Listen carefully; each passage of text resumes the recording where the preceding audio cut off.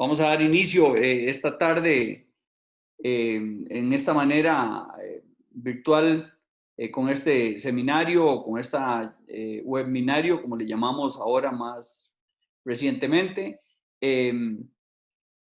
titulado Políticas Económicas en Centroamérica ante el COVID-19. Para nosotros, en el Centro Internacional de Política Económica, es un placer recibirles y estar en contacto con todas y con todos ustedes a través de este medio. Hoy iniciamos con una serie de conferencias y de webinarios que vamos a hacer aprovechando esta situación, pero también una vez que hayamos recuperado, y esperamos que sea pronto, que podamos tener la presencia física de todos ustedes en nuestras instalaciones, que dicho sea de paso, son la foto que aparece detrás de la pantalla de la imagen de Don Leiner. Quiero decirles que vamos a hacer varios de estos seminarios. Estamos celebrando en el CIMPE el 25 aniversario de la creación por parte del Consejo Universitario de la Universidad Nacional, y para nosotros pues es una gran satisfacción llegar a ustedes también a través de este medio. Es indudable que la crisis sanitaria que afecta al mundo nos está afectando cada día más en la parte económica, también en la parte psicológica, en la parte de estrés, de relaciones laborales, etcétera. Pero bueno, nosotros vamos a tratar el tema desde la parte económica el día de hoy, y le vamos a dar la palabra al doctor Leiner Vargas Alfaro, quien es académico del CIMPE, catedrático investigador, y se va a referir al tema durante aproximadamente unos 40 minutos, y luego vendrán una serie de preguntas y respuestas por parte de ustedes que podrían incluir en el chat que tenemos, como también pueden enviarnos a través de el Facebook, al Facebook del programa docente del CIMPE. Muy bien, le paso la palabra al doctor Leiner Vargas. Muy bien, muy buenas tardes a todos, casi noches ya. Agradecerle al CIMPE y por supuesto agradecerle a la audiencia que nos acompaña, entiendo, desde toda Centroamérica. Pues un saludo cordial y los mejores deseos para que puedan estar bien ustedes y sus familias. Vamos a compartir algunas transparencias y voy a hacerlo en este momento para ayudarnos un poco con la presentación. Cualquier duda, por supuesto, al final la podemos visualizar. En efecto, esta es una conferencia sobre la discusión de la política económica en el marco de esta crisis que ha generado, de alguna manera, una gran cantidad de información, una gran cantidad de ensayos de política pública y, por supuesto, una gran cantidad de interés, tanto de los organismos financieros internacionales, de los medios de prensa, de las distintas comunidades y entidades nacionales. Y es muy importante hacer esta reflexión en el proceso, sobre todo pensando en cómo generar políticas que de verdad impacten en el quehacer de la dinámica económica y social de Centroamérica, y que además ojalá no nos dejen el día después en una condición peor de como estamos o como de alguna manera queremos estar. Este material, por lo menos la ayuda a memoria, estará disponible a través del Centro Internacional de Política Económica y, por supuesto, a través del programa docente. Así es que esto es una mera ayuda, digamos, para efectos conceptuales. Vamos a abordar un conjunto de temas que están en esta primera transparencia y vamos a abordar sobre todo a la luz de lo que en el mes de abril, a estas alturas de la crisis, estamos viendo. Y por supuesto, apoyados con las discusiones que se han venido dando en los distintos informes de organismos financieros internacionales y de lo que los países han venido definiendo sus políticas y sus acciones en esta coyuntura. También vamos a dejar la segunda parte de la presentación para hacer alguna, digamos, reflexión sobre lo que podría ser la situación post esta crisis. Es decir, ¿qué esperaríamos que suceda en la economía y en la sociedad centroamericana después de que pasen estos meses tan difíciles de abordaje de la crisis sanitaria? Lo primero que quiero contarles en este tema es que esta es una crisis que nos sorprendió a todos. Y vean un poco en la caricatura, la imagen, es que efectivamente todo el planeta ha sido impactado y todo el planeta ha sido sorprendido. Yo creo que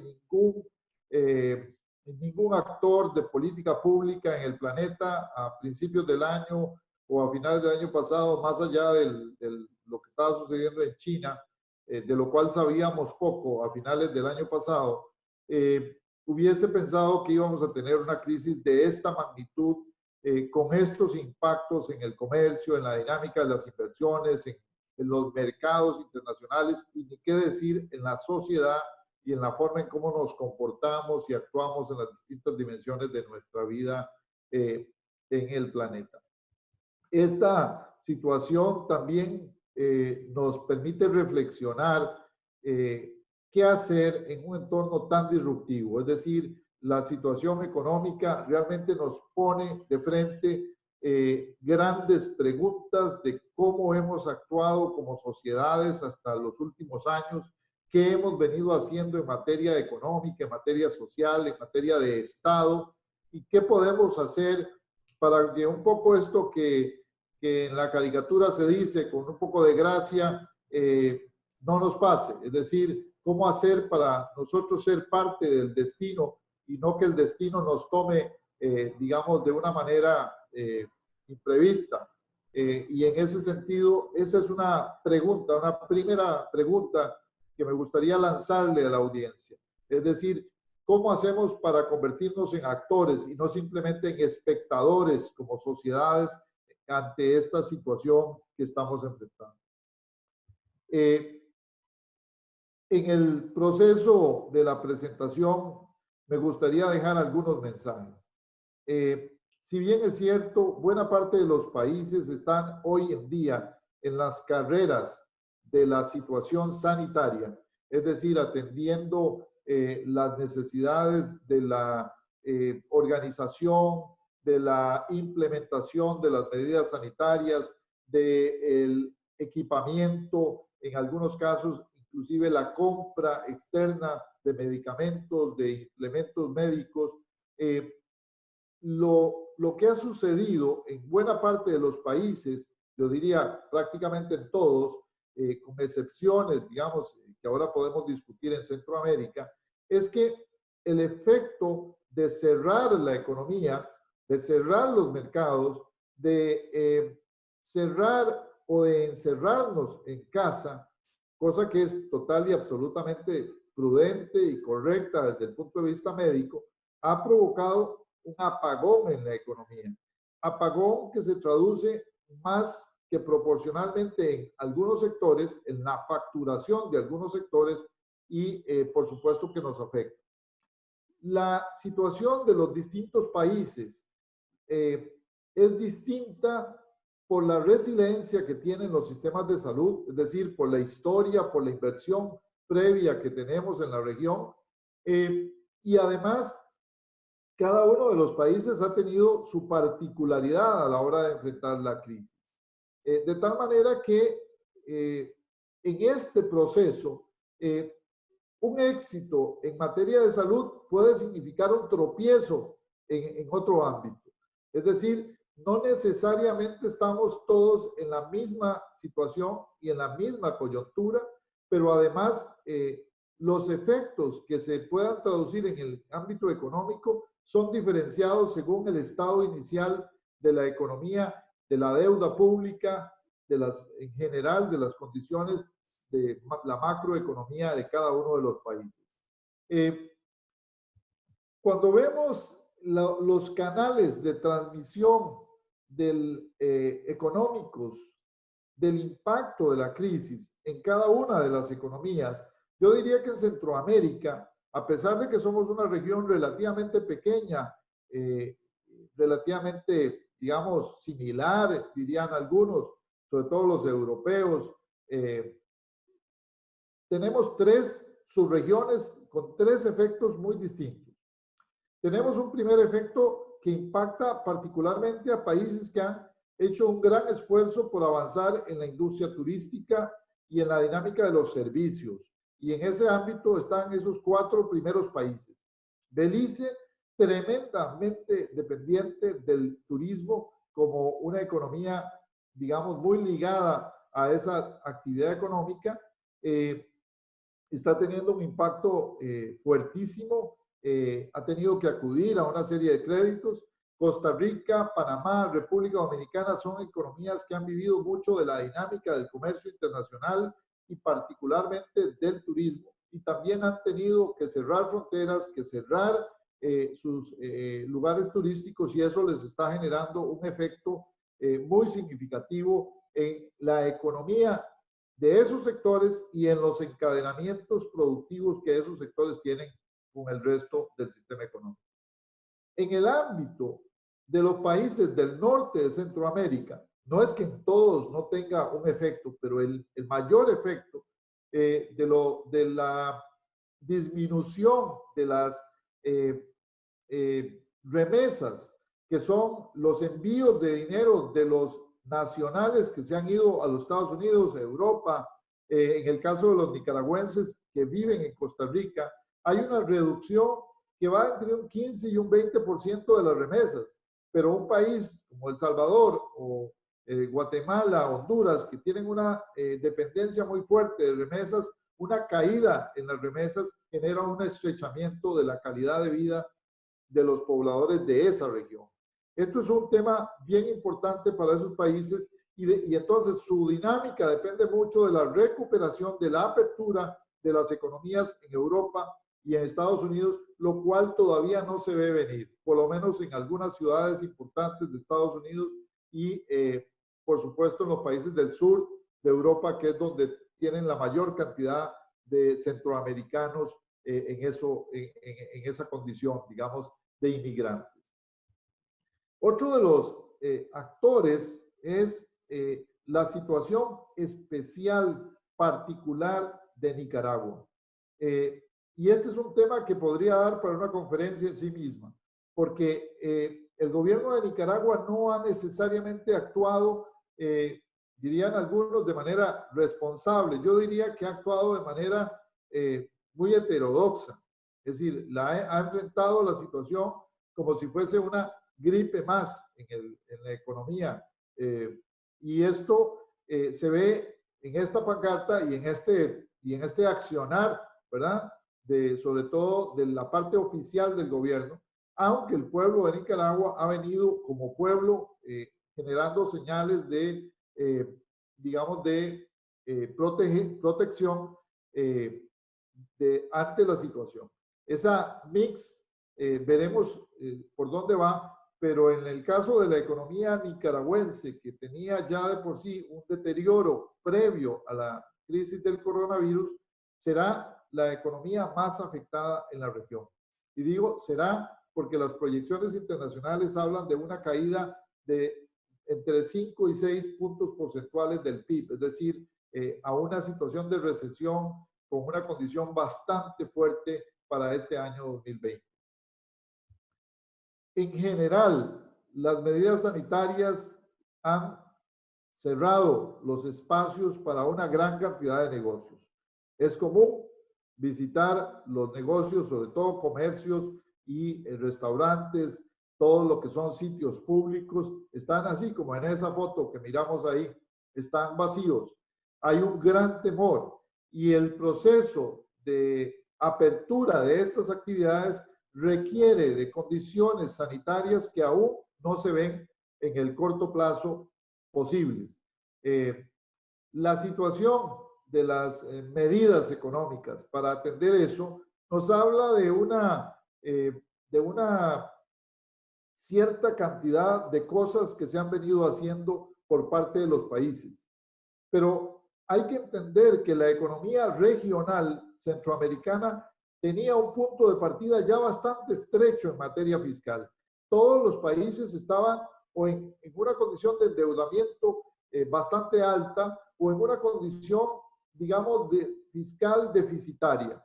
Y esto da un margen muy estrecho para el uso de la política fiscal en estas condiciones. Y eso significa que hay que acudir al endeudamiento, pero el endeudamiento está también en entredicho, sobre todo por la capacidad de los países de poder hacerlo. Si ven ustedes en esta gráfica, la situación económica de los países previo a la crisis muestra un deterioro muy fuerte desde el punto de vista social, en términos de pobreza. Esta gráfica nos pone con una deuda social muy grande previo a la crisis del coronavirus. Pero esta deuda social en materia de pobreza, que también se traduce en otros ámbitos que podemos ver como el ámbito del empleo, en donde de alguna manera estamos también teniendo serios problemas, o el ámbito público en materia de la relación deuda a PIB y lo que eso significa dentro de las economías, el margen que tiene cada una de ellas. Bueno, lo que en realidad estamos teniendo es una situación donde tenemos que tomar medidas con muy poco margen de maniobra. El robustecer, por ejemplo, los sistemas de salud o generar medidas de protección del empleo o de fortalecimiento de las empresas o inclusive una posible reactivación económica, es una situación que se enfrenta bajo un marco muy estrecho, digo, si continuamos pagando la deuda. Y este es probablemente el gran reto, cómo saltar esa barda con una garrocha que básicamente es débil, que es el sistema fiscal de los países centroamericanos, y con una especie de boomerang, con una espada por detrás que se llama deuda externa e interna, que nos está estrechando los márgenes para poder actuar con política pública, con gasto, con inversión pública, con capitalización de empresas y otras tantas cosas que se podrían hacer para reactivar la economía.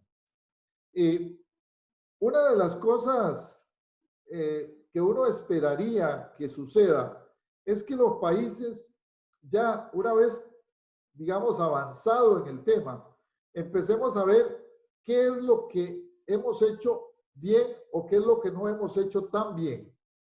Y en este campo probablemente el tema de el impacto que tiene en el nuevo mundo, en la nueva relación económica de post-COVID, los temas de Internet, de fortalecimiento de las telecomunicaciones, los temas de aporte, digamos, de este sector al PIB y el impacto que esto puede tener en el resto del ecosistema productivo es un tema por venir y por discutir. Y por supuesto, estando en el SINPE, que es donde llevamos precisamente la encuesta nacional de innovación de nuestro país y que sabemos que el tema de innovación, de ciencia y tecnología es esencial para el desarrollo, creo que hay que repensar estos sistemas de cara a la situación posterior. Estamos gastando o estamos invirtiendo realmente muy poco como países para poder de alguna manera aportar en el desarrollo de nuevos sectores, de nuevas actividades que permitan el crecimiento económico más allá de las actividades convencionales que hemos venido haciendo por años en la región. Y el otro tema fundamental que me parece que desata una gran discusión de política pública en toda Centroamérica, en República Dominicana y en los países del Caribe es el rol del sistema financiero. Y esto lo dejo aquí como una pregunta. Hemos venido teniendo sistemas financieros que se han movido más hacia el entorno del comercio o de la especulación, del consumo, y que se han olvidado de la parte productiva. Hemos tenido por muchos años fuertes inversiones en ámbitos del sector financiero a través de la privatización o de la internacionalización de la banca, pero esta banca se ha movido más al ámbito de comercio, al ámbito especulativo y ha generado poco en materia de inversión productiva, de inversión en el desarrollo de nuevas potencialidades, de nuevas empresas, de nuevo valor centroamericano. Este es un ámbito que lo dejo ahí porque en todos los países es una discusión por venir ahora que tenemos que reactivar la economía. Ni qué decir la discusión sobre la infraestructura. En este mundo centroamericano, donde mover las mercancías 50 kilómetros es casi tan caro como mover el flete entre, qué sé yo, entre Moín y Nueva York. Es decir, estamos en una parte del planeta en donde la inversión en infraestructura física, en transporte, en comunicaciones, en agua, en energía, ha tenido un rezago muy fuerte por muchos años. Y esto significa también la necesidad de replantearnos cómo operar en estos esquemas nuevos para tener infraestructura moderna más rápido, más, digamos, ligada a la dinámica económica global, que nos permita tener una logística, dado que tenemos una región muy cercana a los grandes centros de consumo, tanto en el Pacífico como en el Atlántico, deberíamos de tener infraestructura de logística interna en Centroamérica que nos permita ser mucho más competitivos, que nos permita ser mucho más rápidos, que nos permita interactuar de manera mucho mejor en las cadenas de valor que se van a mover en los próximos años. Y una de las lecturas que se está haciendo, y creo que nosotros también en el CIMPE hacemos, es que probablemente vamos a tener una gran cantidad de oportunidades de relocalización de la producción, sobre todo la producción del lado de los Estados Unidos, de Canadá, de algunos países europeos que se está viniendo de Asia, pero que necesita infraestructura de calidad para poder funcionar en este ámbito, en este mundo, en esta región. Otro de los temas de política pública que nos deja lecciones en Centroamérica es la necesidad de mejorar las cadenas de producción agrícola, de mejorar el abastecimiento y la dinámica de estas cadenas y del desarrollo económico que esto significa para la región. Probablemente el sector agrícola ha sido el conejillo más abandonado, el lugar más desprotegido en los últimos años en la política pública centroamericana. Y este sector, hoy que padecemos, algunos países padecen de hambre, en el caso nuestro, gracias a la fortaleza de los agricultores, se ha podido sostener el consumo. Es fundamental proteger la producción agrícola y desarrollar mecanismos para que estos sectores puedan tener acceso al mercado y mecanismos también de innovación y de desarrollo tecnológico para producir una buena parte de lo que consumimos en la región centroamericana. Hay países como Nicaragua que son graneros de verdad de Centroamérica, pero que carecen de ese componente de apoyo regional, de logística, de insumos, de tecnología para convertirse en potencias en este ámbito en la región centroamericana. Y por supuesto, una de las preguntas más importantes que tiene digamos, la región en este momento es cómo hacer el encendido. Cómo, digamos, si pudiésemos darle vuelta a la perilla y decir, vamos a aprender de nuevo el sector turístico. Y obviamente aprender el sector turístico significa también avanzar en poder desarrollar todas las industrias de apoyo que eso significa. Es decir, todo lo que son restaurantes, todo lo que es tour operadores, todo lo que es la apertura de los centros turísticos, de parques nacionales, todo lo que es el transporte interno e inclusive el transporte internacional. Ese ecosistema es tremendamente débil y va a pasar por una serie de cambios en la forma y en el fondo en que se realizan las actividades en ese ámbito.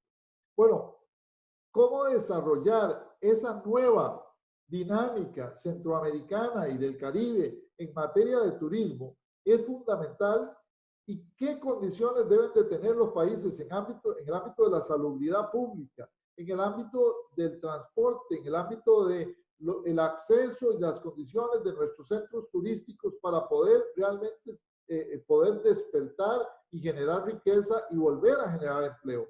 Esas son preguntas que son fundamentales en la política pública de hoy. Y ahí les dejo por lo menos algunas ideas de preguntas que podrían ser valiosas para nuestros estudiantes y sobre todo para la comunidad académica, la comunidad empresarial centroamericana y ni qué decir los actores de política pública. El balance a nivel de país es distinto. Y quiero decirles que hemos venido revisando los informes, por ejemplo, el caso de la CEPAL, que produjo un informe el día de ayer, con corte al 16 de abril, que eso es realmente, como decimos en mi pueblo, en Santa Gertrudis de Grecia, es un informe calientito, recién sacado del horno.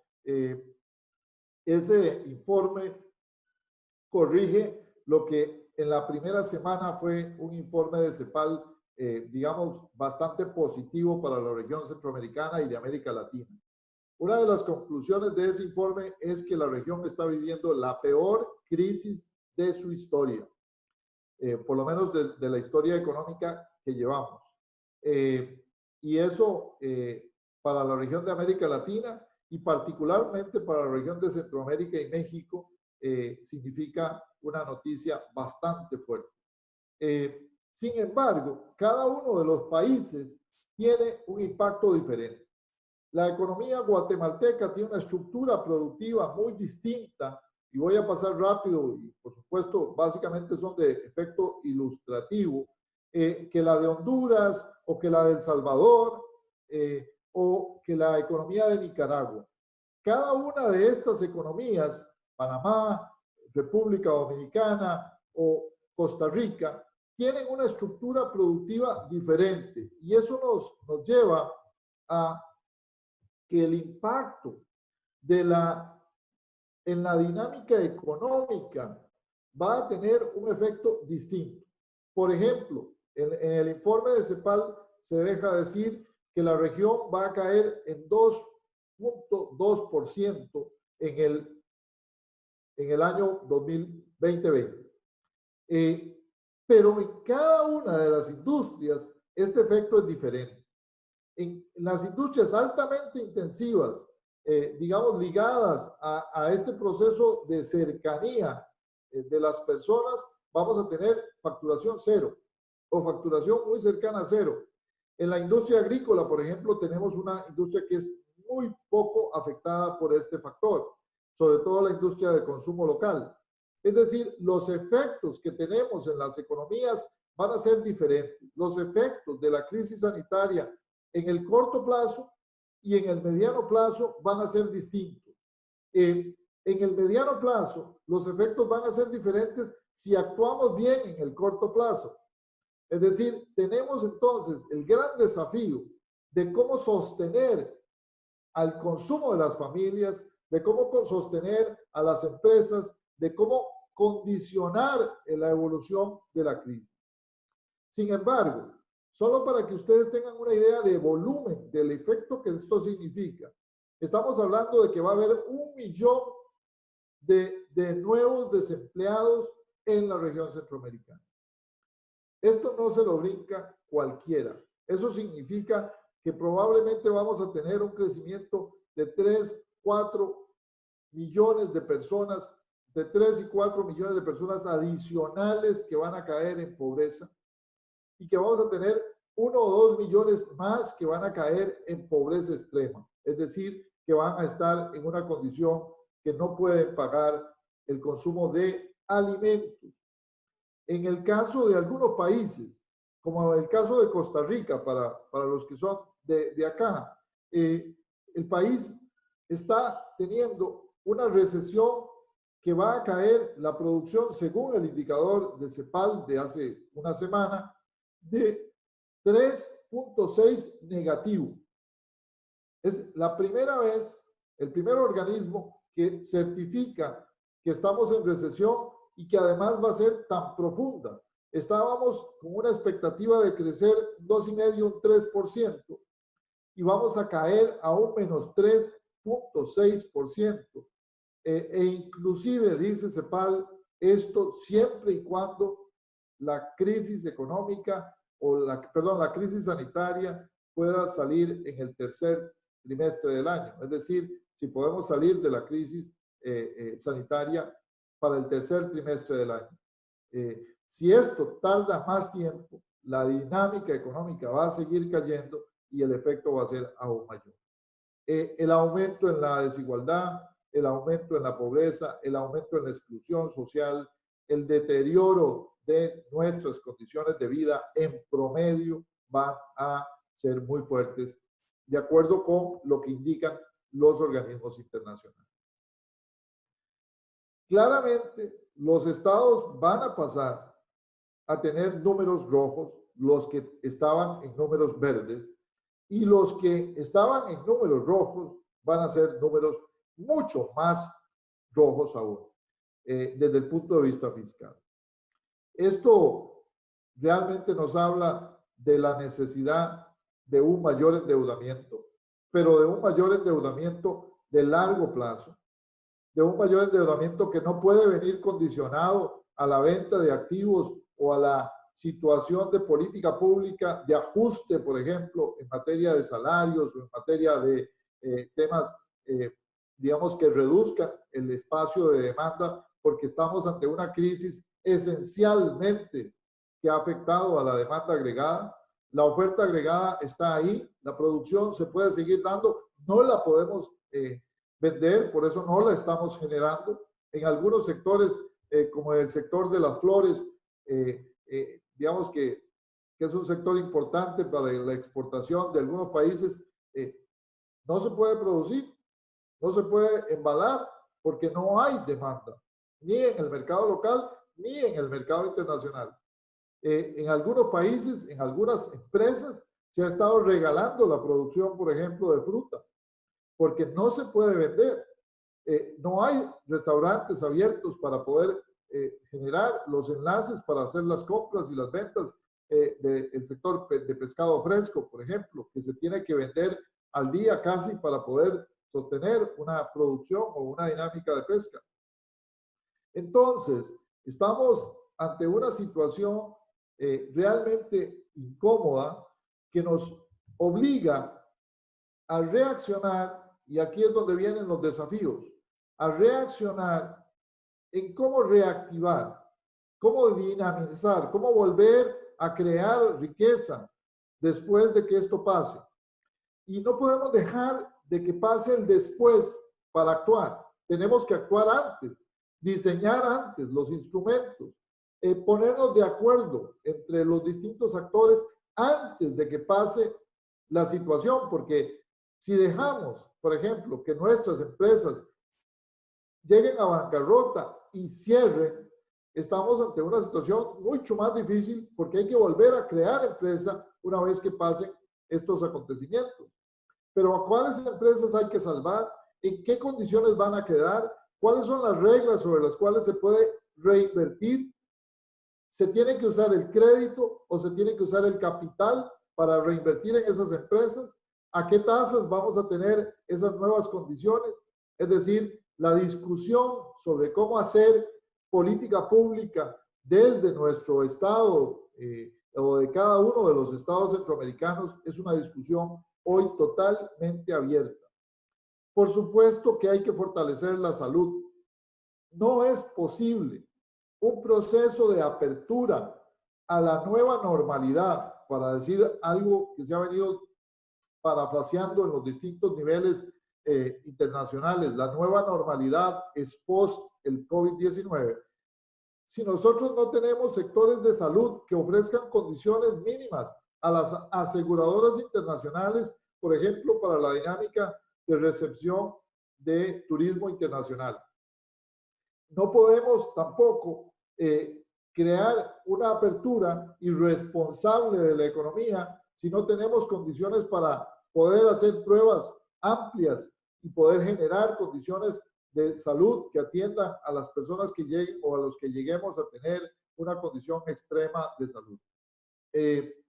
Así entre nos, les quiero decir que va a ser muy difícil convencer, por ejemplo, a los centroamericanos de que hagan turismo en sus respectivos países si esos hoteles, si esos restaurantes, si esos lugares no tienen condiciones mínimas para poder ofrecer, digamos, algún nivel de seguridad.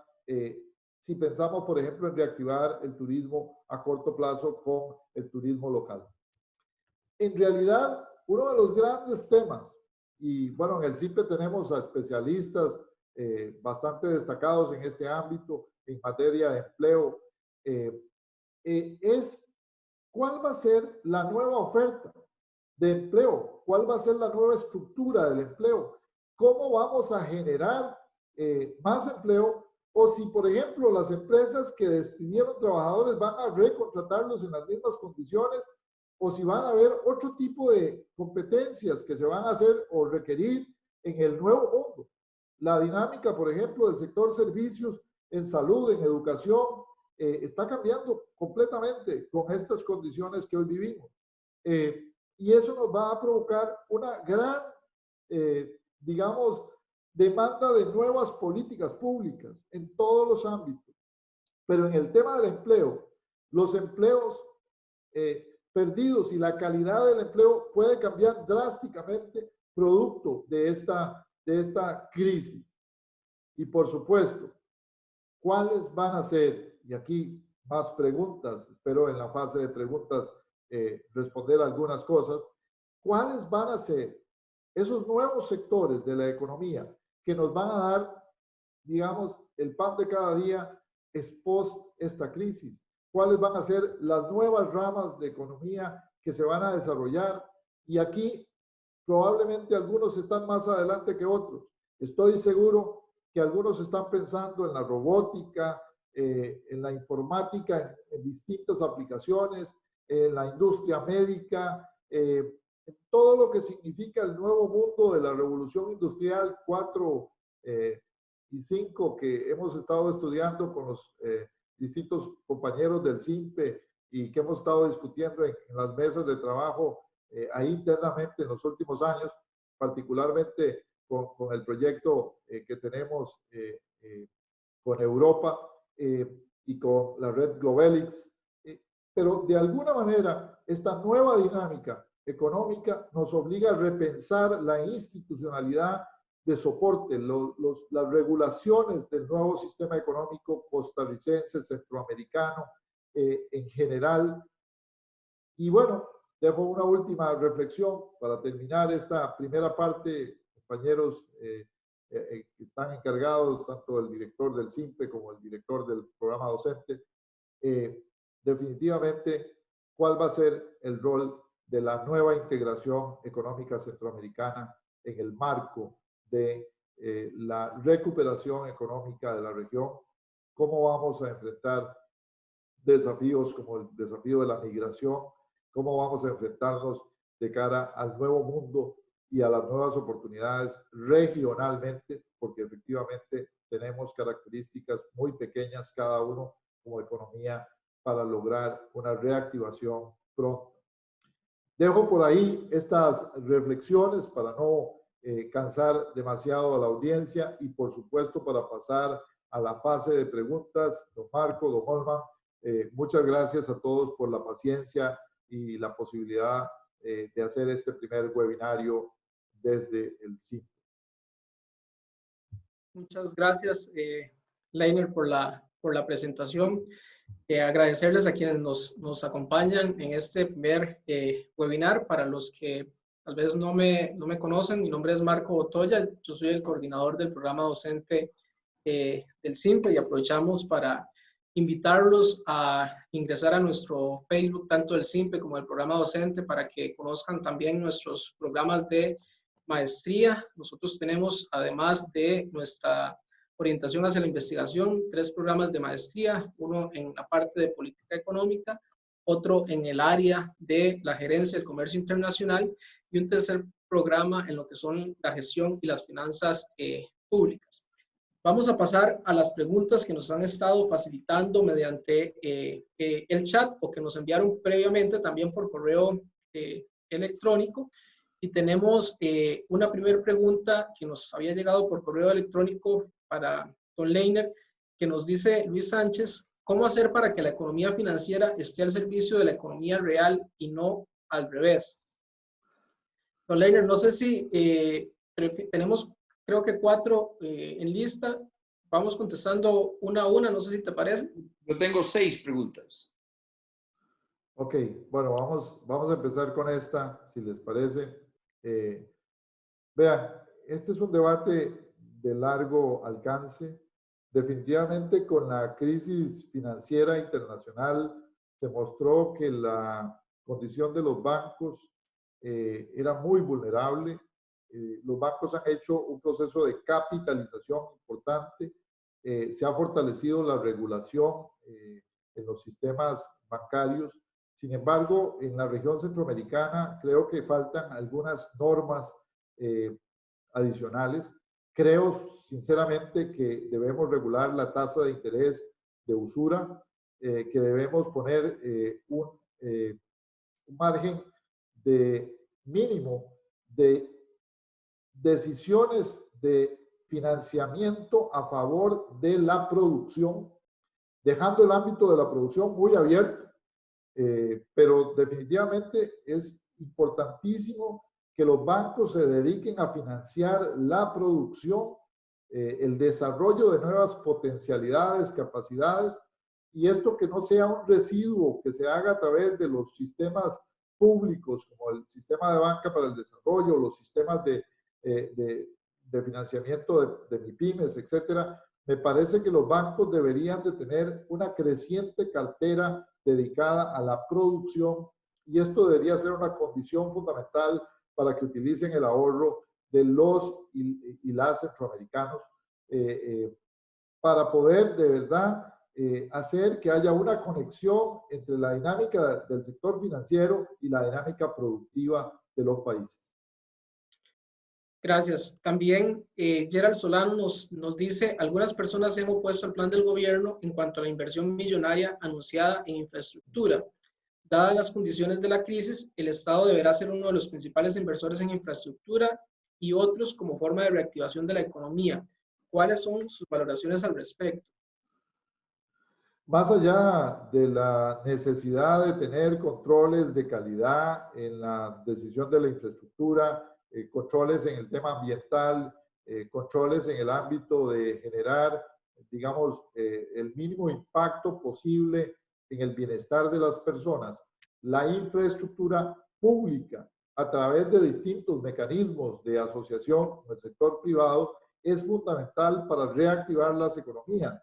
Aquí el tema es que muchos de estos proyectos pueden ir con una colaboración con el sector privado para evitar que el endeudamiento nos ahorque a los países. Y en el caso particular, por ejemplo, del tren, en el caso costarricense, pero yo conozco también la dinámica de inversión en Panamá, es tremendamente importante para poder sostener la dinámica económica de los países, el contar con logística y con infraestructura. Y si no hay un primer empujón de la parte pública, los actores privados tienden a ser un poco más recatados, más precavidos, menos, digamos, más adversos al riesgo. Y es importante generar, entonces, por lo menos un empujón desde lo público.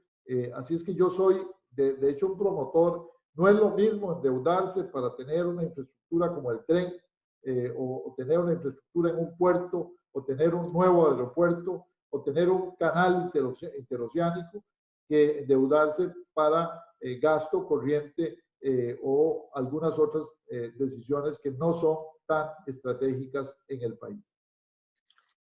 Gracias.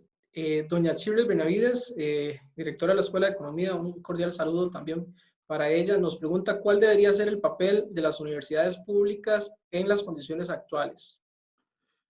Bueno, esta es una pregunta que daría don Olman y don Marco para una conferencia en sí mismo, pero creo que hemos venido jugando un papel fundamental en el ámbito sanitario. Creo que hemos hecho un esfuerzo por ligar mucha de la investigación que se ha hecho a los sectores productivos, que eso hay que hacerlo muchísimo más. Creo que hay que fortalecer los programas de emprendimiento que hay en las universidades.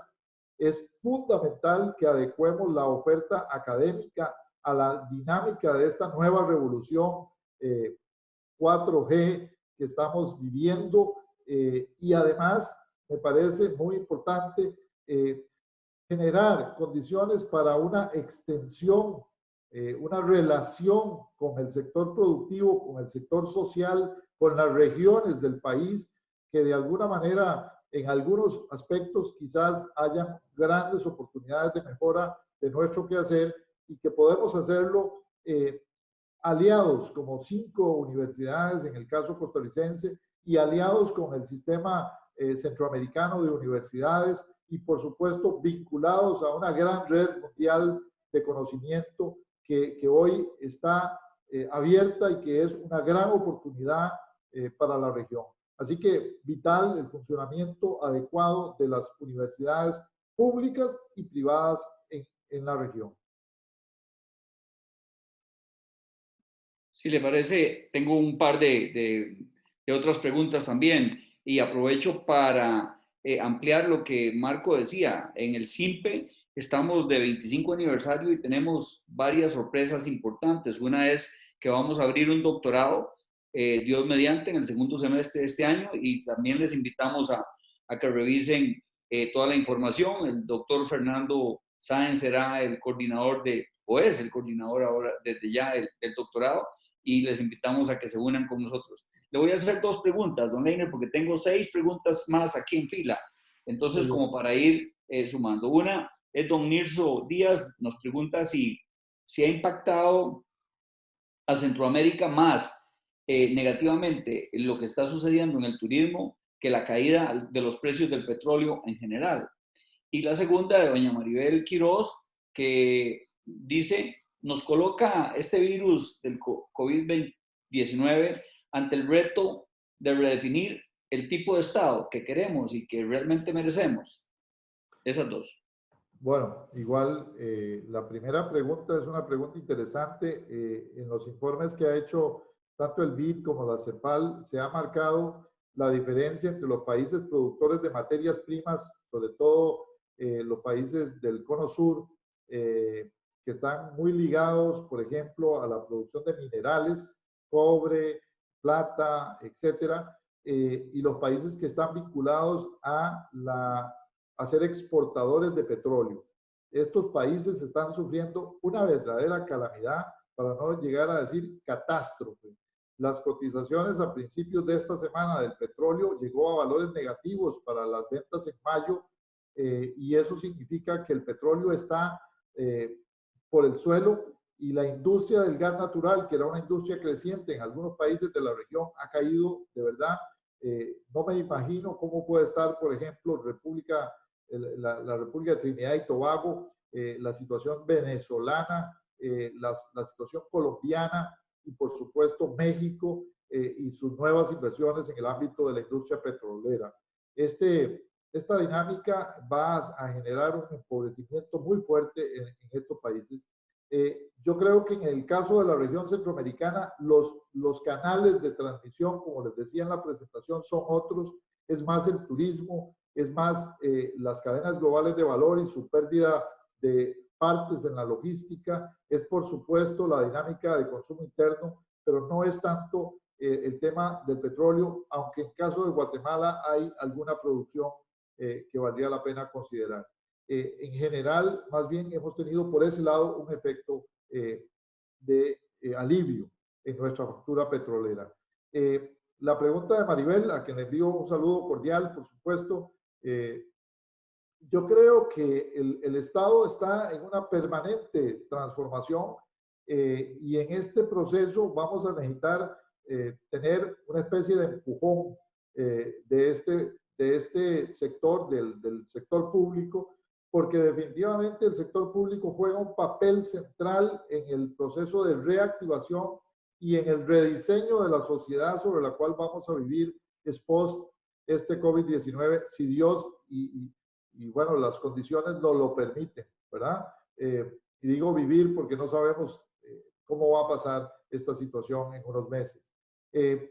La dinámica del Estado va a ser totalmente distinta y es necesaria en la región centroamericana.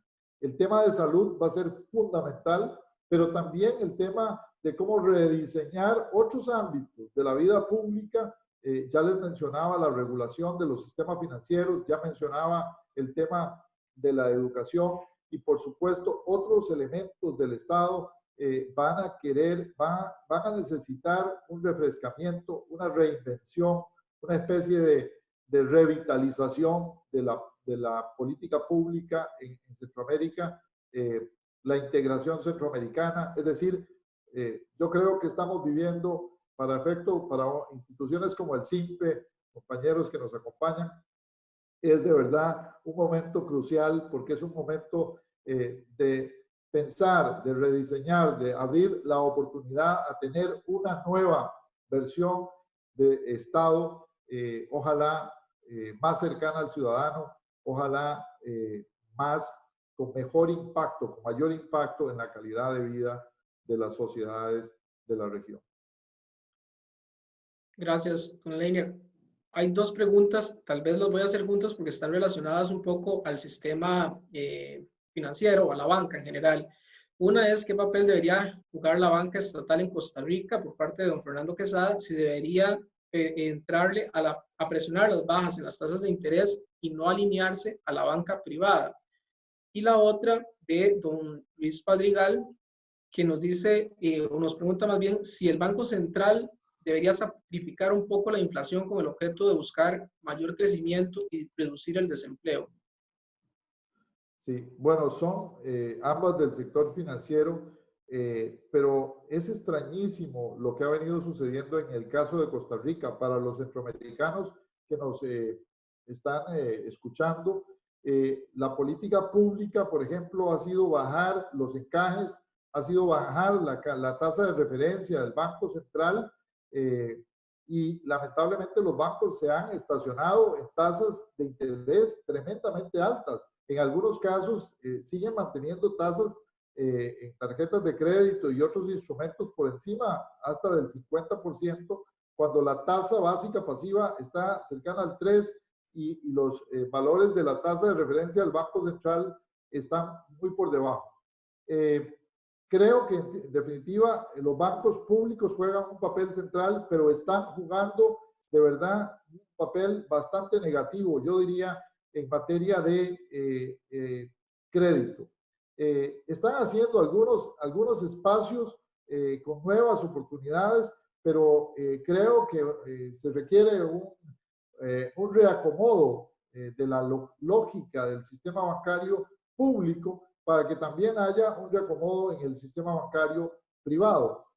En relación con la pregunta del Banco Central y esta más de financiamiento, me parece que definitivamente el país, en el caso de Costa Rica, creo que en el caso de Guatemala aún más, en el caso de República Dominicana, podría jugar un papel importante el Banco Central en el financiamiento de emprendimientos nuevos o en la capitalización de empresas que estén al borde de la quiebra y que requieran capital para poder desarrollarse en los próximos meses.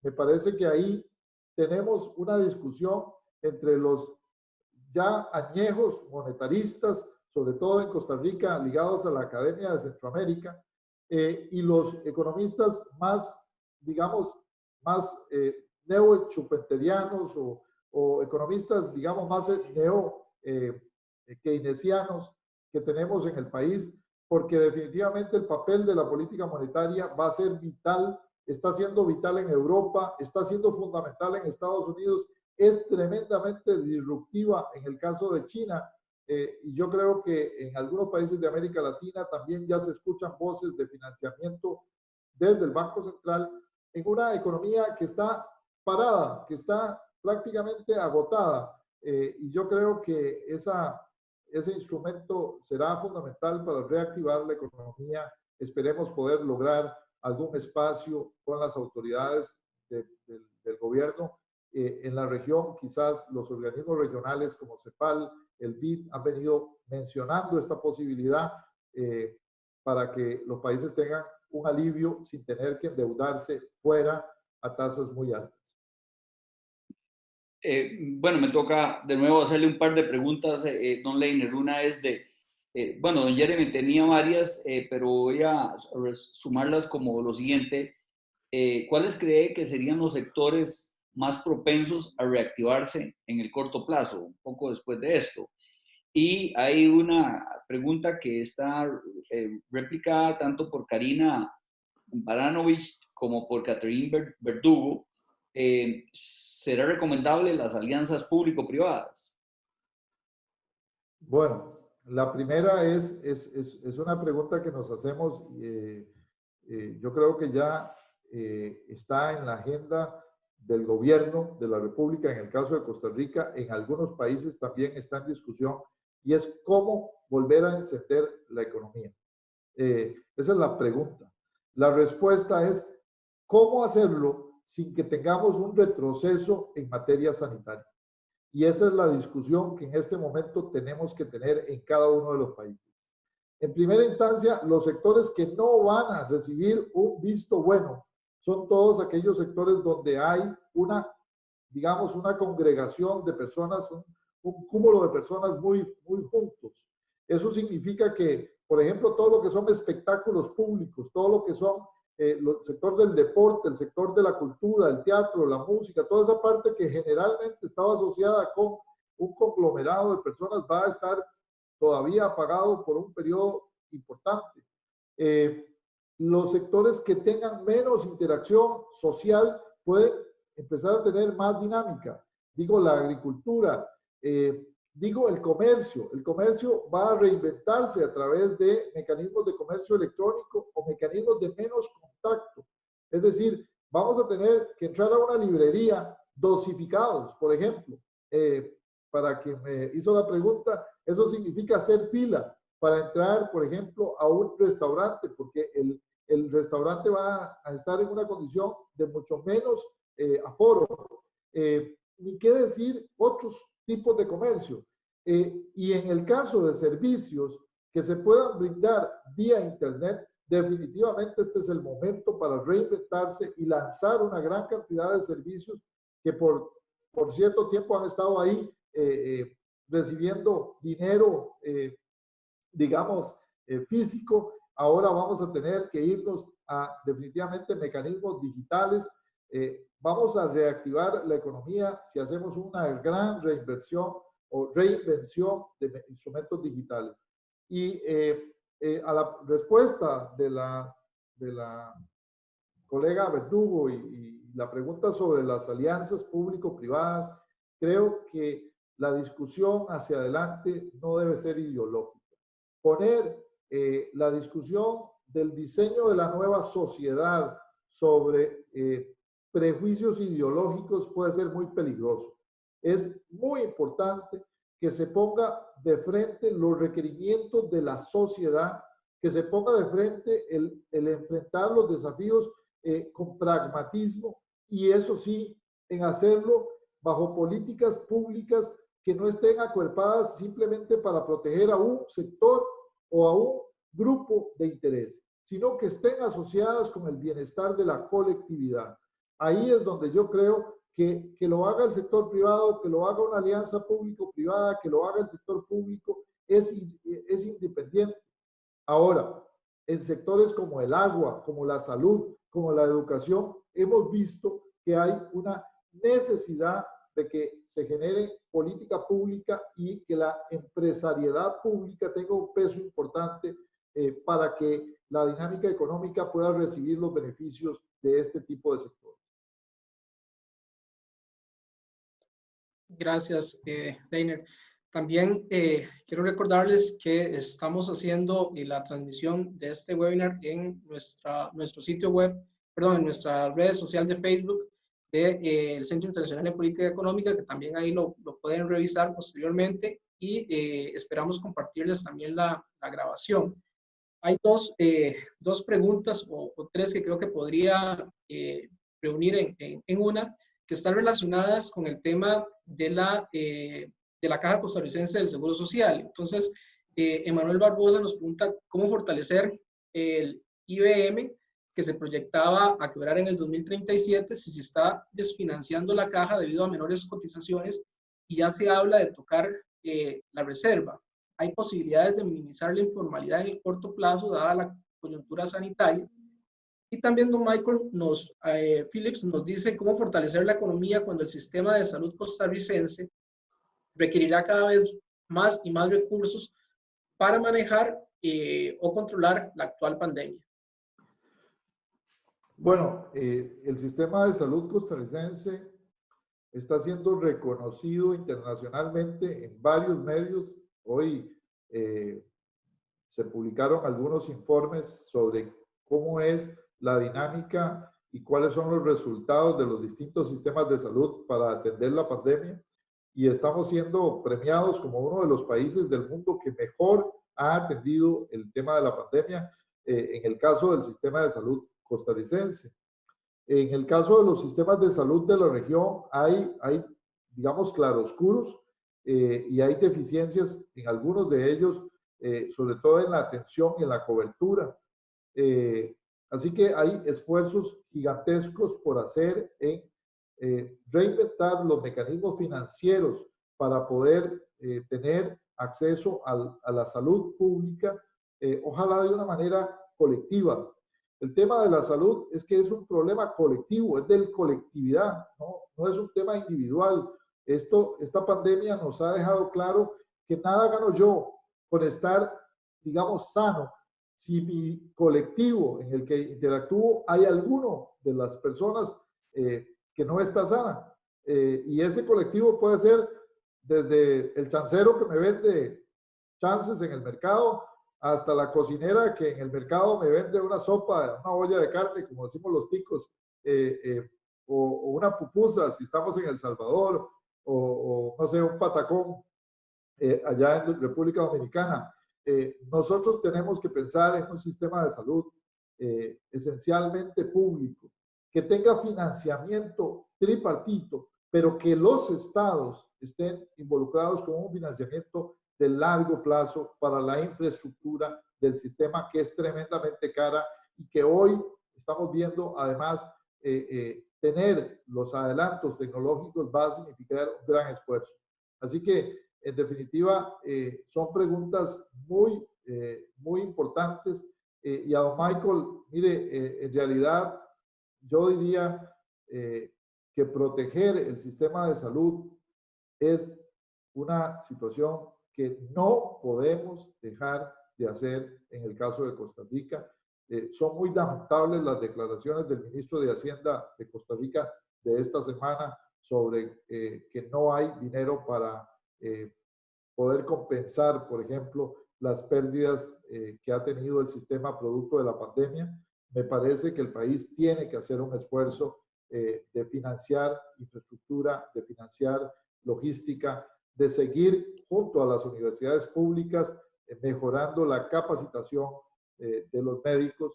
Y en la región, ni qué hablar, en la región tenemos que reinventar en algunos países la institucionalidad de la salud para lograr tener condiciones para reactivar la economía y para, sobre todo, brindarle calidad de vida a la población.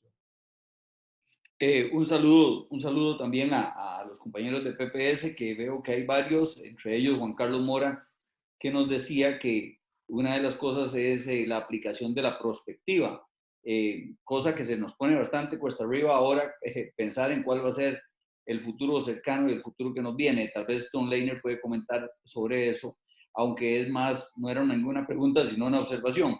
Tengo dos preguntas aquí de una misma persona, que es la compañera Leonela de la Escuela de Economía, Artavia, que nos dice que la CEPAL habla de que una de las formas de salir de esta crisis también es la integración centroamericana.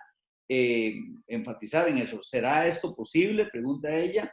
Y la segunda pregunta que hace ella misma es cómo colocar en primer lugar las poblaciones más vulnerables, de forma que no les caiga el peso de la coyuntura. Y pensemos en los pobres, que doña Maribel también menciona que Son pobres que no tienen ni siquiera educación suficiente como para insertarse en el mercado de trabajo. Entonces, esas dos preguntas, lo de la CEPAL de integración y lo otro de cómo poner a los más vulnerables al frente. Bueno, empiezo por saludar a los colegas y a los compañeros de la Escuela de Planificación que tengo entendido han hecho un documento muy interesante sobre prospectiva y además han colaborado con una serie de propuestas que me parece que son también de mucho alto valor en este contexto. La definición de prospectiva es fundamental porque lo decía un poco en tono de broma, si miran la presentación, escuchando o parafraseando Mafalda, si nosotros no diseñamos lo que viene, alguien lo va a diseñar por nosotros y estoy seguro que no nos va a gustar el muñequito después del diseño que hayan hecho los otros. Entonces, la prospectiva es fundamental. Y en este ámbito, yo creo que el debate de la integración centroamericana es un debate tremendamente importante. Miren, la región sur de Centroamérica se está envejeciendo a tieso tupido, como decía mi abuelo allá en Grecia. Estamos envejeciendo de manera mucho más acelerada, estamos teniendo tasas de natalidad mucho más bajas. Sin embargo, la migración en Centroamérica es hacia el norte. Vamos a requerir muchísimo de educar a la población centroamericana para tener la mejor condición laboral posible para enfrentar los retos y esos retos van a ser como región. Yo por eso, a mí me parece totalmente absurdo quien dice que no tengamos que proteger, por ejemplo, a una madre nicaragüense, a una madre salvadoreña, a una madre hondureña o guatemalteca que esté en nuestro país. Tenemos que proteger a la madre y al niño porque son los valores de esos recursos que realmente van a ser fundamentales para el desarrollo de la región centroamericana. Sí, hoy en Centroamérica tenemos 1 de cada 2 niños en condición de pobreza en Centroamérica y eso no puede ser, porque eso lo condena a tener menos posibilidades, menos capacidades, como dice Amartya Sen, de potenciarse en el desarrollo del futuro de la región. Y estamos interconectados cultural, social, económica, ambientalmente. Así que definitivamente yo creo que el debate sobre la integración más pragmático, menos ideológico, menos pensado en las grandes virtudes del pasado colonial, sino más pensado en las posibilidades y potencialidades de hacer cosas juntos hacia el futuro. Es un tema fundamental para la región centroamericana. Es un tema que esperamos que los estudiantes del doctorado del CINPE puedan abordar, sobre todo los que estén interesados en integración económica, con una prospectiva mayor en los próximos meses y años. Gracias, Leiner. Nos pregunta también Jeremy Encarnación, ¿cuáles sectores van a colapsar de forma tan significativa que su recuperación sería un reto? Y lo voy a unir con una pregunta que nos hace Harold Ayala, que nos está siguiendo desde Honduras, que ¿cómo visualiza el sector telecomunicaciones en este contexto? Definitivamente, vamos a ver, lo que va a suceder si no hacemos nada es que van a haber quiebras masivas empresariales, sobre todo de pequeñas y medianas empresas, que no van a poder soportar la carga de seguir abiertas, de pagar su planilla, de pagar los impuestos, de poder atender lo que significa tener una empresa abierta. Ya estamos teniendo cierres en muchos sectores, pero podemos tener quiebras crecientes en las MIPYMES. Yo creo que eso es un tema de política pública que hay que abordar con rapidez y que tiene que ser un tema de agenda en los distintos gobiernos y en las distintas agencias de cooperación que van a abordar en estos días esta discusión. Me parece que la única forma es dejar de pagar la deuda, es hacer una moratoria colectiva como región del tema de la deuda externa y ahondar en la recuperación de nuestro sector empresarial. Y por supuesto que eso va a impactar muchísimo en esta situación de las empresas. Pero todo esto es posible y es viable en el tanto la región actúe nuevamente, ojalá, como región y no intentemos hacer una versión individualista o individual en el proceso.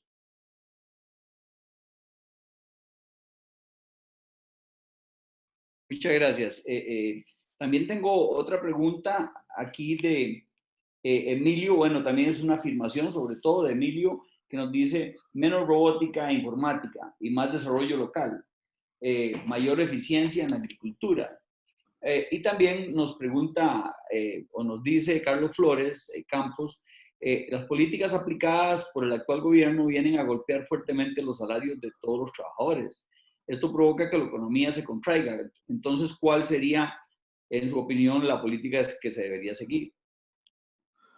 Bueno, sobre la afirmación, déjeme decirle que vamos a requerir más robótica, más informática, más ciencia de datos, más aplicación tecnológica, pero también vamos a requerir retomar los esfuerzos en la agricultura y la aplicación de esas y otras tantas tecnologías en la agricultura es un tema de carácter urgente. O sea, más conocimiento para producir, probablemente dentro de los mismos sectores tradicionales que hemos venido produciendo. No menos conocimiento, más inversión en ciencia, tecnología e innovación. Y respecto a la pregunta de don Carlos Flores, miren, en el corto plazo, cualquier cosa que reduzca la demanda agregada es recesivo. Si eso se llama recorte salarial, si eso se llama recorte de tiempo laboral, despido de personas, tanto en el sector privado como en el sector público, eso significa reducir la demanda agregada y estamos en medio de una crisis de demanda agregada. Por lo tanto, debemos de cuidar, no generar una discusión de reducción de la demanda, porque obviamente lo único que vamos a lograr es aumentar la recesión. Ahí creo que se ha equivocado algunos de los planteamientos, sobre todo de la ministra de Planificación en el caso de Costa Rica. No veo en la región discusiones de ese tipo. Me parece que solo en Costa Rica se mira la posibilidad de disminuir salarios como una forma de apalear la crisis, pero yo creo que no se pueden resolver dos objetivos con un solo instrumento. En este momento no es el tema de la demanda agregada. Habrán otros momentos cuando la economía esté en mejores condiciones en que haya debates sobre si estamos o no teniendo equidad en materia salarial o condiciones extraordinarias en algún sector que haya que corregir. Pero no es este el momento, don Carlos y colegas y amigos que nos están escuchando. Gracias, Leiner. Creo que tengo todavía dos por acá. Parece que no les hemos dado respuesta. Vamos a ver, nos pregunta Marco Ramírez si tiene conocimiento acerca de la situación financiera que va a vivir el SINAC ante la caída de visitación y por ende, pues la importante pérdida de sus ingresos. Y don Alexander Ramírez nos dice, ¿seguirán los países colocando su seguridad productiva en China? Como pregunta, ¿no deberían los gobiernos pensar e incentivar con esos fondos, volver a fomentar productores e industrias de insumo, consumo final y no solo depender tanto de los importadores? Bueno, el tema del SINAC es un tema que se viene. Estaba presupuestado recursos del año pasado que se habían recolectado. Acuérdense que vivimos siempre un año previo y lo que recolectamos en el sistema lo presupuestamos el año siguiente. Entonces, la crisis del 2020 para el sistema de áreas de conservación, a Olman, a Mariluz, a los compañeros que están más interesados en ese tema ambiental en el SINPE, va a ser una discusión del presupuesto 2021, es decir, cómo vamos a tener fondos en el fideicomiso, por ejemplo, de recursos para atender parques nacionales, si este año cayó la visitación, si tenemos una restricción en los parques, si además tenemos que abrirlos en mejores condiciones para atender la crisis sanitaria. es un tema fundamental de debate y de debate público. No se puede abrir el sector turismo si no se abren los parques nacionales, y no habrá cómo abrir los parques nacionales si no hacemos una inversión fuerte en el tema de cuidado a la hora de este tema. Yo creo que eso es un tema local, pero en el resto de Centroamérica, en República Dominicana, es una dinámica muy parecida. Tenemos que cuidar el ecosistema ambiental para poder de alguna manera seguir generando riqueza en el futuro. Y la segunda pregunta, perdón, era sobre el tema agrícola. En definitiva, vean, yo no creo que tengamos que, digamos, devolvernos en materia de comercio internacional, pero yo creo que se nos había olvidado la promoción, la transferencia de tecnología y sobre todo el financiamiento de los productores agrícolas. A mí me parece que ahí tenemos una deuda pendiente, sobre todo como país y como región, y tenemos que atender ese sector y las cadenas de valor del sector agrícola y del sector pesquero en general, hay que atenderlas de manera urgente. Esto es un tema no solo de abastecer la alimentación de las sociedades centroamericanas, sino también es un tema de poder generar valor fundamental, empleo, dinámica económica. Yo he dicho en mis redes sociales que ahora tenemos que comprar más hecho en la región, hecho en Centroamérica, porque cada vez que compramos hecho en Centroamérica, estamos generando empleo, estamos generando riqueza para la región. Eso no significa no importar, eso significa privilegiar en la política pública a los sectores productivos locales y regionales.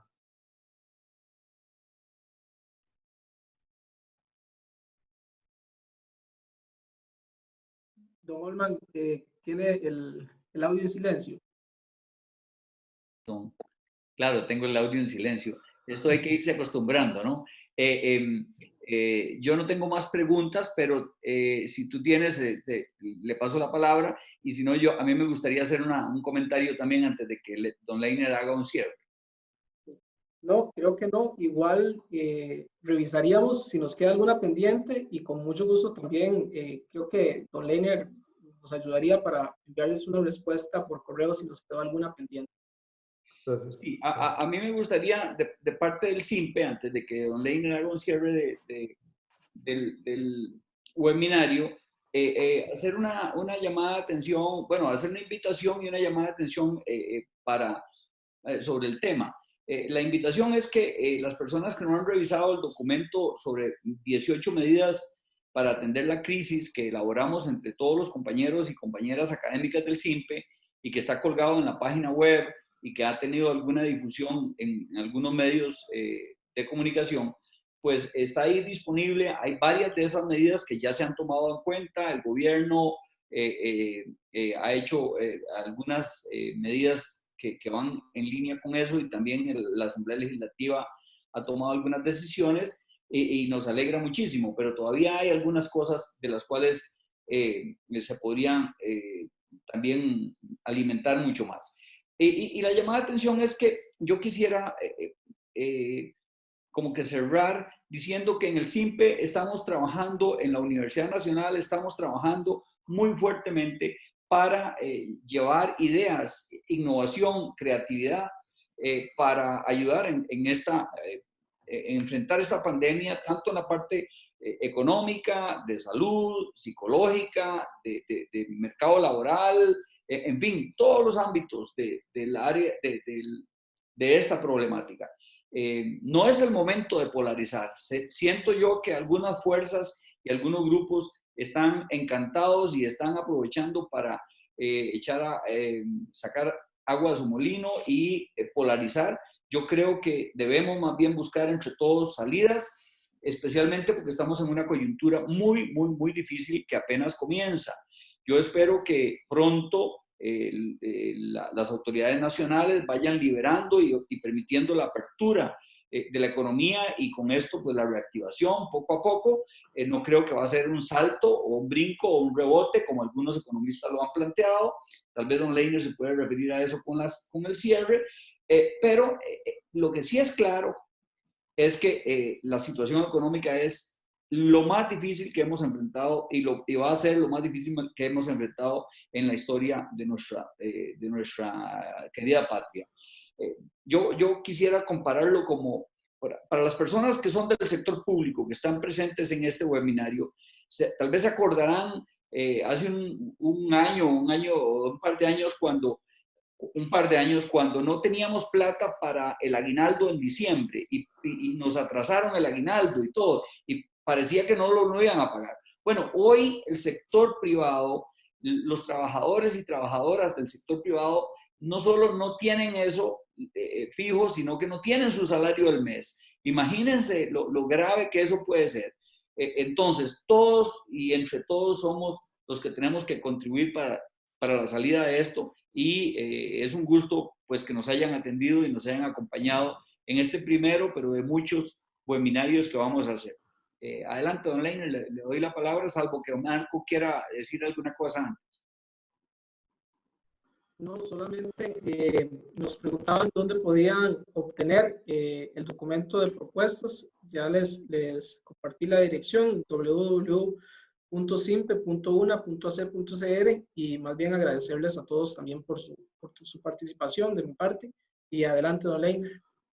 Bueno, yo en realidad quisiera agradecerles. Hemos tenido una participación realmente fantástica y creo que llenamos el auditorio, don Olman, don Marco, virtual el día de hoy y agradecerles de verdad a todos los que se han quedado hasta el final por la oportunidad de compartir estas reflexiones. Es muy importante que hagamos y diseñemos política pública para las personas, que beneficie a la colectividad. No hagamos política pública para fortalecer o para enriquecer más a un grupo de presión o a un actor dentro del sistema. Tenemos que repensar la política pública para la colectividad y esta es una gran oportunidad. Yo, por supuesto, veo nubes grises y ventarrones fuertes, pero veo también grandes espacios y oportunidades para mejorar las condiciones de nuestro Estado, centroamericano en general y costarricense en particular. Y de cara a lo que viene, por supuesto, el interés no solo de compartir nuevas ideas, nuevos espacios y sobre todo nuevas formas de hacer las cosas como esta que hicimos el día de hoy, reinventando un poco el sistema de conferencias a partir del webinario. Muchísimas gracias a todos y por supuesto los que estén interesados pueden localizarme ahí en la presentación, vienen mis referencias, mi correo, la página de Facebook, la página personal y los documentos o el documento que se preparó está a disposición de todas y todos ustedes para que puedan leerlo y usarlo de manera libre. Esa es la idea, diseminar el conocimiento es nuestro propósito. Muchas gracias al CIMPE y a Marco y a don Olman por la moderación y gracias a ustedes por acompañarnos en esta noche. A usted las gracias, don Leiner. Adelante, Marco. No, gracias y muy buenas noches a todos y todas.